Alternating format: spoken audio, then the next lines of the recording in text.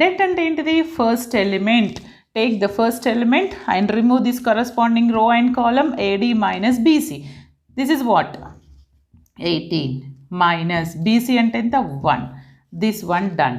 ఎందుకు ఇలా చెప్తుంది మేడం అంటారా? కొంతమందికి ఇది కూడా రాదండి. Okay, minus of second element, remove the corresponding row and corresponding column. The remaining is 3 3s are 9, 5 1s are 5, minus of 5.